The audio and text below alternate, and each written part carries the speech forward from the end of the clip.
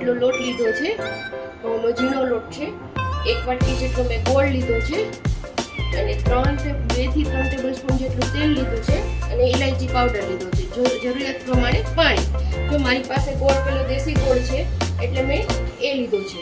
તમે અરે પેલો ગોળ હોય સુધારીને તો પછી એ આપણે પાણી ગરમ કરી અને ઉકાળી લેવાનું થોડુંક છે અને પછી એનું ધીમે ધીમે જોઈએ જેટલા લોટ સમાય એટલું જ આપણે એમાં નાખતું જવાનું. અમે આટલો લોટ લીધો છે એ બધું મિક્સ કરું છું.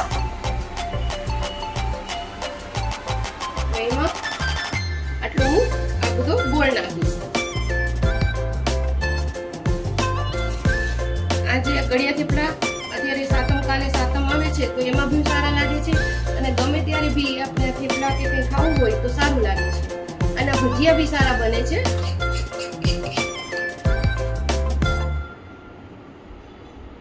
આ બધું મિક્સ કરું છું. આમાં ઇલાયચી પાવડર 2 થી 3 ટેબલસ્પૂન જેટલું તેલ આ રીતે હું મિક્સ કરી લઉં. પહેલા ગોળ બધો સમાય, પાણીની જરૂર નહીં પડે, દેશી ગોળ છે એટલે.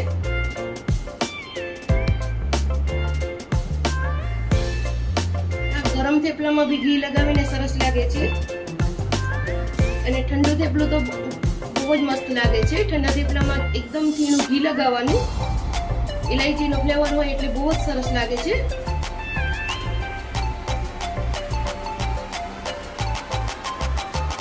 અને આનો લોટ થોડોક કઠણ બાંધવાનો. જરૂર લાગે તો આપણે થોડુંક શું પાણી નાખશું પણ હજી લાગતું નથી.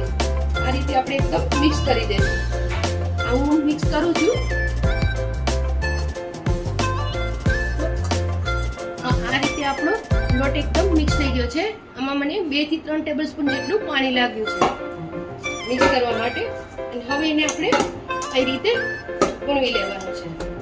અને આ લોટને જ્યારે રેસ્ટ ના અપાય કારણ કે એકદમ એસરી જશે, ઢીલો થઈ જશે એટલે આપણે સરખું વણી નહીં શકીએ. સરસ તૈયાર થઈ ગયો છે લોટ.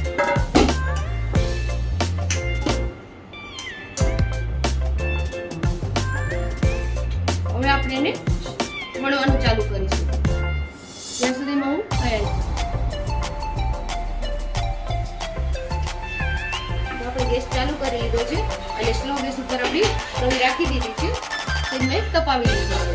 તો એના માટે આપણે આવી રીતે થેપલા વણતું જવાનું છે. ગળિયા થેપલા આમાં આપણે તલ પણ નાખી શકીએ અને ડ્રાયફ્રૂટ પણ નાખી શકાય. એક વખત આપણે થોડો વારવાનો લોટ લેવો પડશે કારણ કે ગોળ છે એટલે એસરે છે. બસ આવા પરોઠા નાના નાના આપણે થેપલા વણવાના છે.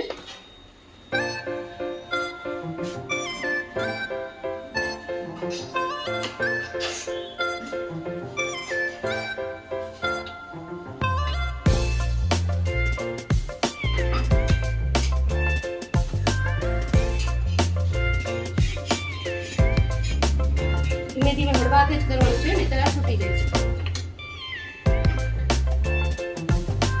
એમાં આપણે થોડું તેલ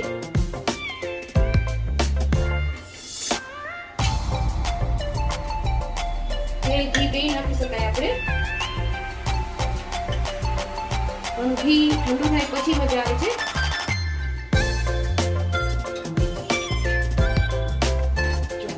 એકદમ સરસ થઈ ગયા છે.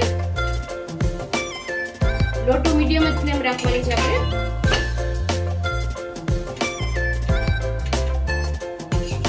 તો આ રીતે આપણા થેપલા તૈયાર.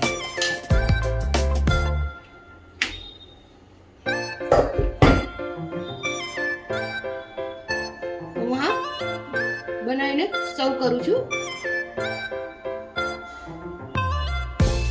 તો સરસ મજાના તૈયાર છે આપણા થેપલા. એમાં આપણે અમે ઘી લગાવી લીધું છે. આ રીતે ગરમ ગરમમાં પણ સરસ લાગે છે અને ઠંડુ ઘી તો બહુ જ સરસ લાગશે ઠંડા થેપલામાં. તમે પણ બનાવીને ટ્રાય કરજો અને મને કહેજો અને કોમેન્ટ કરીને કહેજો કે તમને મારી રેસીપી કેવી લાગી છે. અને તમારી કંઈ ડિમાન્ડ હોય તો મને એ પણ કહેજો. એ રેસીપી તમારા માટે બનાવીશ.